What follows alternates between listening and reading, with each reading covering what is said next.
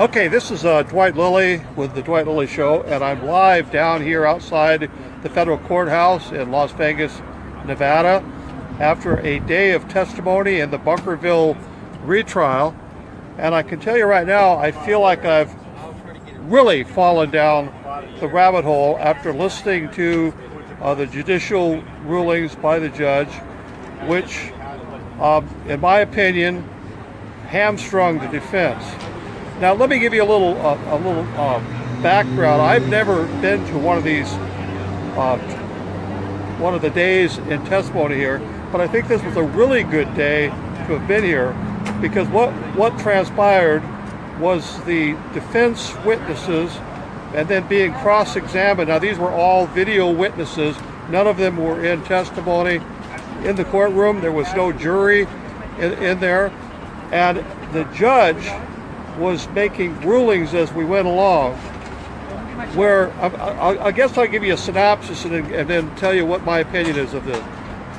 The opinion of the judge, and I guess the courts, the way that they're reading the law, and I'm not a lawyer, but this is my opinion, is that just the fact that these defendants were at Bunkerville, and the fact that on another bridge about 100 yards away from where they were at, the defendants and the crowds in a wash area and generally in like a road area, is that the defendants were supposed to assume people that were 100 yards away were law enforcement.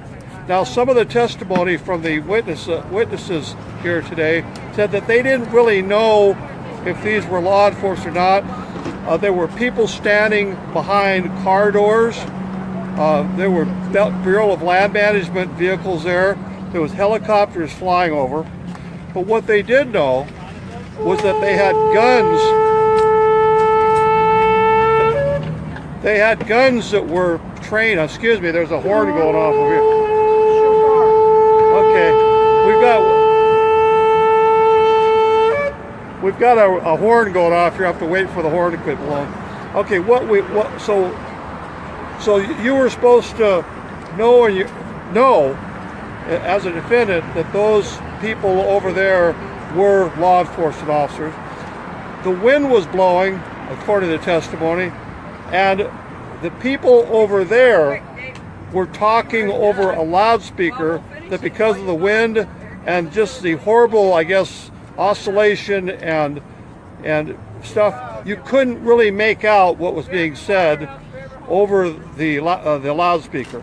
You could pick up a word here or there, but you were supposed to assume that what was being told to you was that there was a court order and you were being ordered to stand down, disperse. You were supposed to assume that. Now, the defendants here are being charged with, here's some of the charges I heard, that people started in Idaho and they drove from Idaho to Bunkerville, Nevada with guns in the car.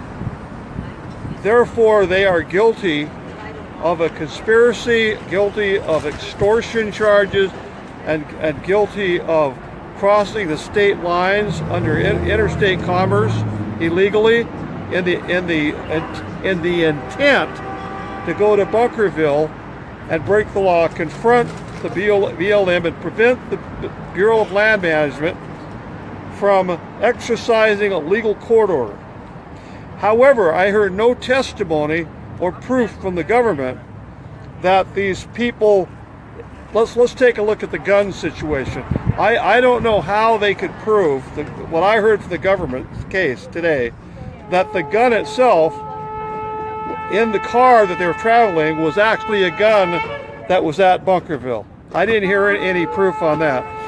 I didn't hear any proof shown that other than here. Now, here's what they're considering proof.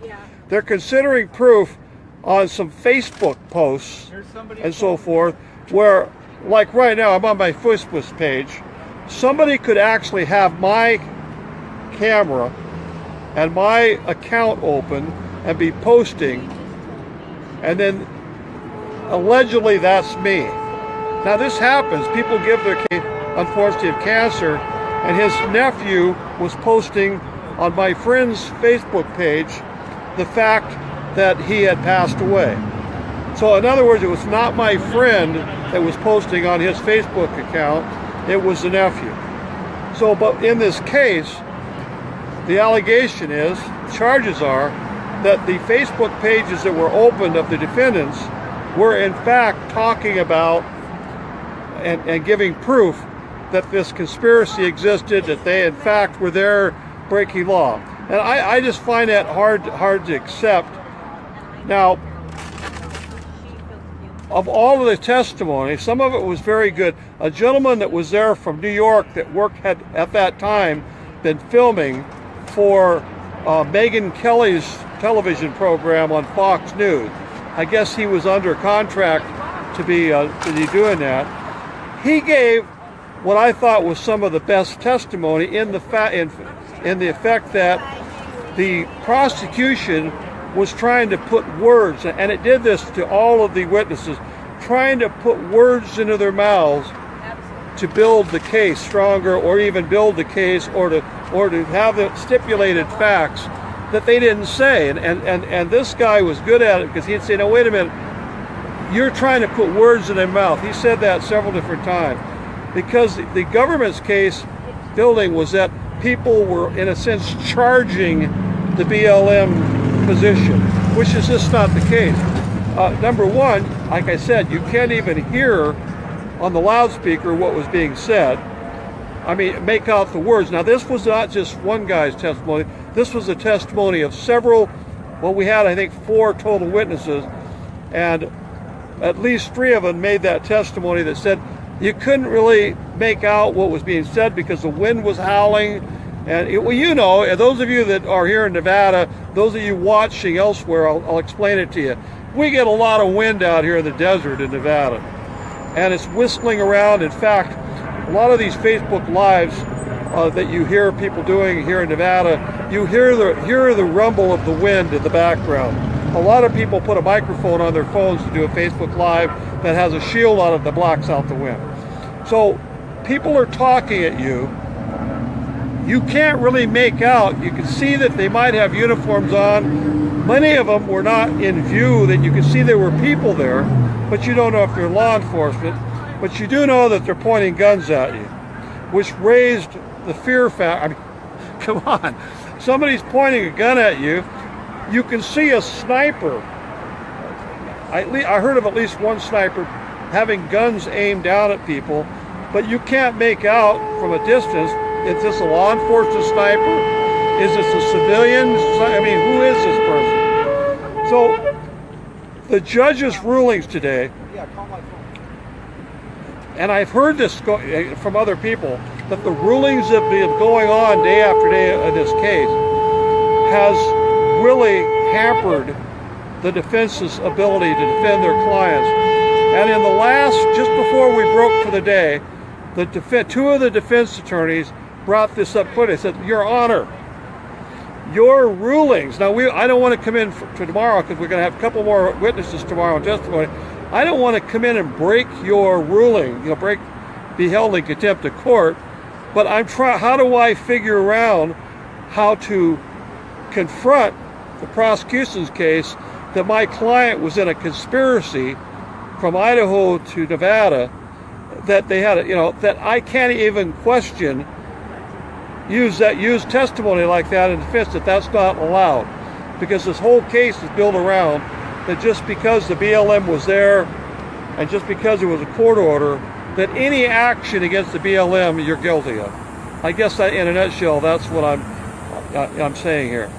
So the crowd is pretty much dispersed now. All the signs, I didn't film. We're right outside where the protest is at, and I tell you, I may have another Facebook Live when I get home tonight, because I can understand the confusion of the defense attorney, and I can understand the confidence of the prosecution, because the web that this judge has built here appears to have the defendants snared, and I'm not going to accuse the judge of being in favor of one side or the other.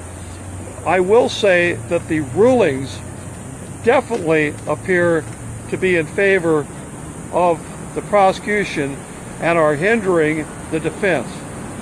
You know, how can you defend yourself in a court of law before a jury if you can't say what, as a defendant, what was on your mind? Why were you traveling from Idaho to Bunkerville? Why did you have a gun, if you in fact did have a gun? And what was that gun at Bunkerville?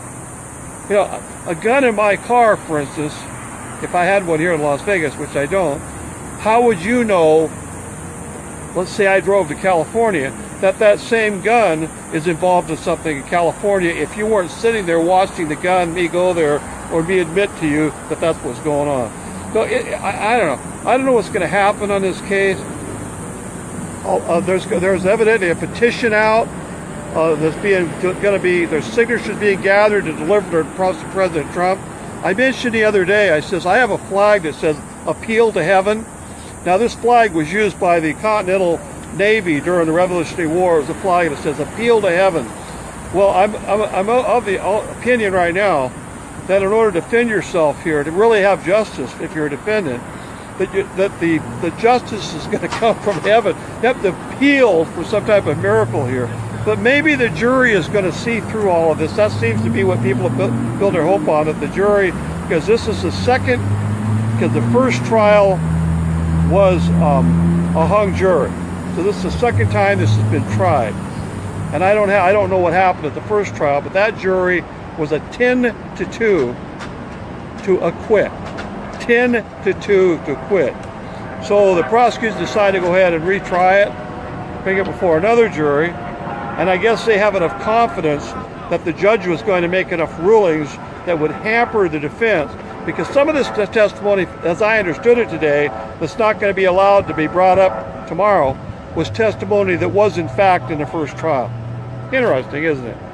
Okay, now if anything I said is wrong, you have to forgive me in this particular Facebook Live, because like I say, my head is spinning because it was bizarre being in there. It was bizarre watching the prosecution keep trying to twist the words of every single witness. You know, is this, you know, and the ones that were awake and on the ball, they know that isn't what I said, or no, don't put words in my mouth. I didn't say that. I wasn't intended. Where did you get that? You're taking this step here and leaping all the way over here with this assumption. And that seems to me, from what I've heard, and from what I heard in this day of trial, that there's big leaps of assumptions going on the prosecution side that, if they're followed through, will be a conviction, sadly. So anyway, this is Dwight Lilly. I got to get quiet. It's hotter than Dick is. And the truck is loading up over here because we're double parking out for the courthouse right now. I'm going to close right now, and like I say, I'll probably have something to say when I get home tonight. Dwight Lilly with the Dwight Lilly Show, signing off from outside the federal courthouse in Las Vegas, Nevada, at the Bunkerville retrial. We're listening to the judicial rulings by the judge, which, in my opinion, hamstrung the defense. Now, let me give you a little background. I've never been to one of these, one of the days in testimony here, but I think this was a really good day, where I guess I'll give you a synopsis and then tell you what my opinion is of this. The opinion of the judge, and I guess the courts, the way that they're reading the law, now I'm not a lawyer, but this is my opinion, is that just the fact that these defendants were at Bunkerville, and the fact that on another bridge about 100 yards away from where they were at, the defendants and the crowds in a wash area and generally in like a road area, is that the defendants were so supposed to. Okay, this is Dwight Lilly with the Dwight Lilly Show, and I'm live down here outside the federal courthouse in Las Vegas, Nevada, after a day of testimony in the Bunkerville retrial. And I can tell you right now, I feel like I've really fallen down the rabbit hole after to have been here. because what transpired was the defense witnesses and then being cross-examined. Now these were all video witnesses. None of them were in testimony in the courtroom. There was no jury in there. And the judge was making rulings as we went along.